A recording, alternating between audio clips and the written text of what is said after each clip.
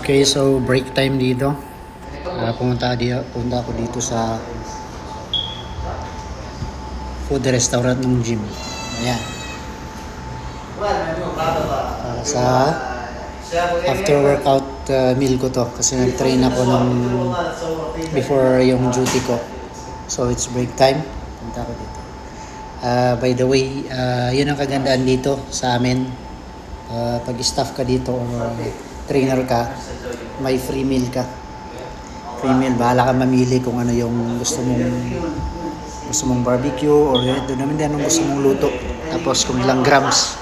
Kasi ngayon, ilang grams yung gusto mo. Pag naka-diet ka, titimbangin nila 100 grams o 150 grams of rice, 200 grams of chicken breast. Tapos maraming klase, maraming pagpipilian ng luto.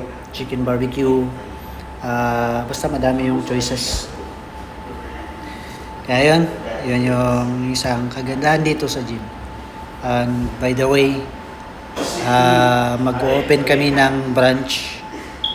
But hindi ko alam kung kailan magbubukas. Mangangailangan kami ng 4 Filipino coach dito. Pero matagal pa yun kasi mag-open pa. So yan, kain muna ako. Post-workout meal.